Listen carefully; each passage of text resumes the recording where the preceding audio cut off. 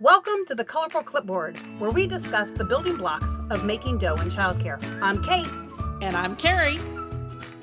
Welcome back to Colorful Clipboard, and today we're going to take a look at professionalism, but specifically one specific aspect, and it is one that Carrie and I literally for 19 years have been standing on our little soapbox and trying to get directors to understand the importance, and that is joining an association.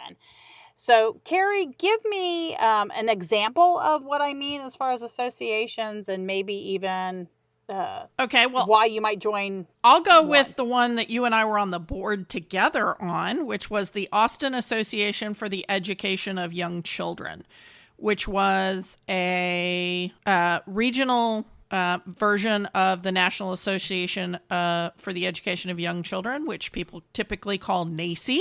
And that one is focused very much on research and best practices for the children. They do a lot of advocacy around the importance of supporting children. And then the one that I think in my area is better for the small mom and pops is TLCCA, Texas Licensed Childcare Association. And I'm sure it has a national partner organization. I just don't know what it is. But so... And we also have in Texas some basically out of school time associations. So there's ones based on religious affiliation. There's a Lutheran group. There's a Baptist group. Like there are lots of them out there. And why should you join? Because it's a group of people who get you. If nothing else, join because you need people who understand what you do. What are some other reasons? That is true. I mean, I think if you do, I mean, it's at most, the most I've ever spent was $120 a year. $120 a year so that 12 times a year at minimum, I hear from people who are like, I got you, boo. I understand the crazy stuff that you're dealing with. Like, I think that's worthwhile. But yeah, absolutely. So I look at it from a totally different perspective, and I look at it from a professionalism standpoint, because you're not going to find any professional who is not a card-carrying member of their professional association. Well, you will, but not very many. Very few doctors, lawyers, nurses, because they need to be part of these associations so that they can get their continuing education, which is part of keeping them licensed. And we have that same thing, right? A lot of these associations do provide professional development, which is key as a director and as a business owner or business manager. Those conferences are also networking opportunities. So it's also helping you build that support system that I was talking about.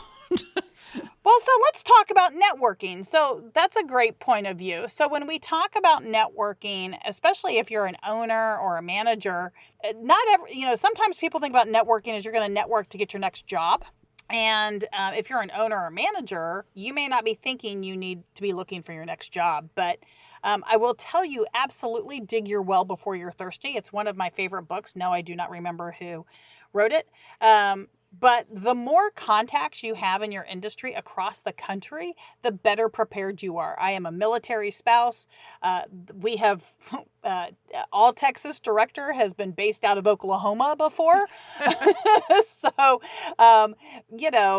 there's definitely, it is worth knowing who else is in your niche in other states before you need to know. But it's also a matter of, they may have walked through something before that you're about to walk into. Like, absolutely. They may have, but you never know. You may find somebody who has already formed a partnership or a relationship with a large employer, and they can help you figure out how to do that. Or, there's hundreds of things that having contacts with other people who also care about your industry and who serve your industry. Because when you go to the conference, you also get to meet the people who sell the equipment and the supplies that you use. it's really hard to find out in the, just wandering around your neighborhood, a Kaplan distributor, right? Or a Constructive Playthings distributor. But by going to the conference, you can actually talk to those people and figure out when are their sales usually, how do you find out how long certain equipment lasts, all that kind of stuff you can find out going to the conference. It's really hard to do it through email. It is, and you never know when other opportunities might come around. So, you might currently be an owner or manager. You might be having a conversation with one of these vendors who you kind of like the way you're talking to them, and they may then approach you to do training for them, to become an ambassador of their program, which means you get free product. I mean, there are some great reasons to network and to be a part of these professional associations. And so Carrie has talked about a couple of them. I've mentioned that you never know when there's an opportunity that may come around the corner. It could be something as simple as when you're ready to retire, calling one of those larger programs that you met at a conference to see if they want to buy your business. Hey, again, you never know when things are going to happen that you need to be able to pivot, or that you need to look for additional opportunities.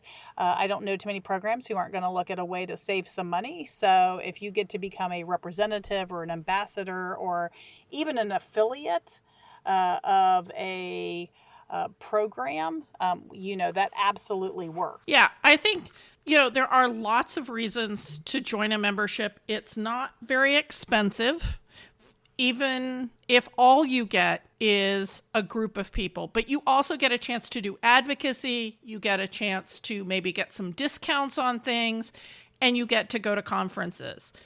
What am I forgetting?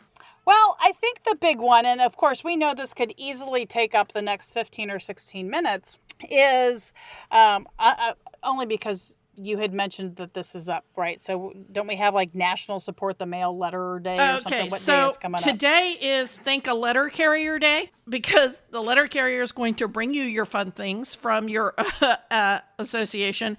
And then coming up on the 7th is Send a Card to a Friend Day.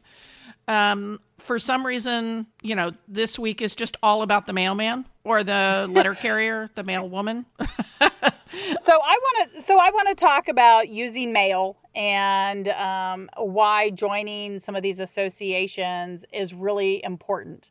As a director, owner, manager, you need to think about the professional aspect of your industry. And that's why we encourage you to be an association member. Depending on what you want out of that association may depend on which association you join. You may not be able to afford to join them all. And so if you just want local peer-to-peer or even regional peer-to-peer support, you may join one association. But if you are somebody with a national or global vision, and you really want to be involved with that, you may look at associations from a different perspective and who has the ear of your mayor, your governor, or your president. And maybe that's where you want to use the U.S. Postal Service to send snail mail. Now, advocacy can definitely be done by email and phone. But in honor of the week. Well, but also because it stands out. People, legislators take written letters a little bit more seriously because they know it took you more time to create the written letter than if you called their voicemail and left a message, or if you texted them or you tweeted at them or you sent them an email. It takes more effort. I just thought of something. I don't know about you, but when, the last time I had young kids and I was running a program or both, there was always art that the kids produced. Imagine sending that 8x10 envelope with your cover letter and a whole lot of art to various legislators. I think that would have a real impact, especially if you heard us a couple weeks ago when we talked about making sure you have the sticker of your program on all that art. And you can do it in if you did it in conjunction with 30 other directors who did that through your association, you're making a significant impact on their office. They're going to remember what you were talking about. Well, they're definitely not going to forget you. I mean, if you start bombarding them, even if it's monthly, and, in the state of Texas, we get a little weird. We only have a legislative session for 6 months every 2 years. But you need to make sure that they remember you, especially if there happens to be a child care bill that's on the floor. And what a way to do that and have an impact by sending child-produced art to those legislators. Letters from parents is another great resource, those testimonials. You can even write some examples for parents and just have parents write them in their own handwriting. If you've got school-age kids, have them write them crayon letters. Who doesn't get a little emotional when you receive a 2-sentence letter from a preschooler in a crayon? I don't care what it says. So I've participated in several of those kinds of campaigns through TAEYC, the Texas Association for the Education of Young Children. And it will ebb and flow how active your association is in advocacy. And if they're not being active in it and you think they should, there's a phrase which is, you just volunteered. Because if you think it's important and you have passion behind it, it's not super difficult to write a few email, to be on that subcommittee or that committee for that organization and send out emails once a month reminding people, hey, it's time to send in your artwork to John Smith. Remember this, that we're talking about this issue. Here's a sample letter, adjust it as you want. You've already written the letter that you were going to send to the legislator. Why not forward it on to other people so that they can adjust it and send it also? I mean, it takes 10 minutes. Absolutely. And if this is something that you become passionate about, the easier you can make it for people, the better. Give them envelopes already with the postage in it. You'd be surprised. The campaigns that I've been involved in that were, I'm going to go with literally ridiculously easy. Like, they brought me my 120 pieces of art that they wanted the kids to color. And they gave me the envelope that was already stamped, addressed. All I had to do was add my return envelope, my return address, lick the envelope after I stuck the stuff in. It was really hard to not be effective with that. Yeah, or having kids do their artwork on cardstock and then cutting it into postcard size things. And then you just stick a sticker on with the address to the legislator and then you write over the artwork with your position. And that's, half the price of an envelope. But you can do a lot with your association.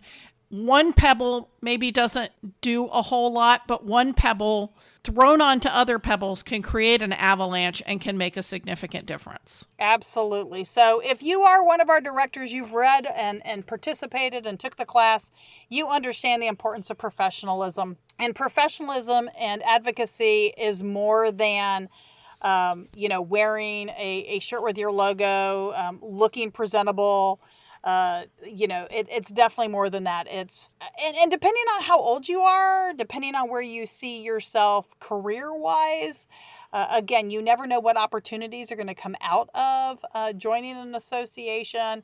And to me, it's more than just joining, it's also getting involved. So if you've joined that association, if you've chosen an advocacy role to be a part of, that doesn't mean that's the only one that's for you. If that's not really your thing and you're like, I probably should be involved, but I don't know if I wanna.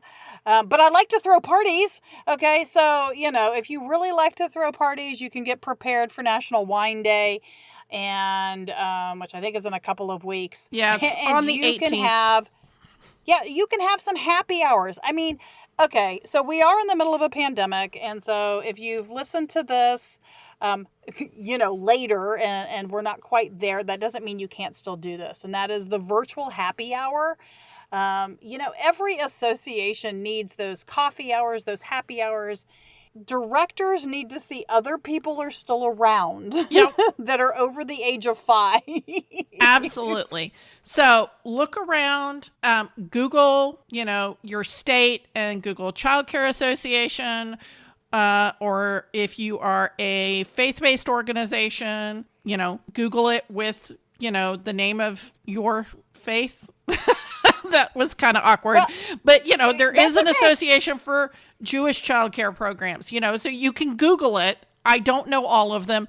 There are literally 100. I can't keep up with all of them. And so just as before we wrap up, I just want to touch on one other component when we start talking about joining associations is don't forget to join business associations that are in your community, such as your community chamber of commerce, because again, if you are in a position that you need to make changes to the way you market, you need to make changes in where your business is located, start with the people who are the other businesses in your community, because they're all right there understanding what's going on with those major employers. And you'll find out when new employers are coming in or when major employers are closing down. I think, I'm the lowest key member of my local chamber, but that can be helpful too.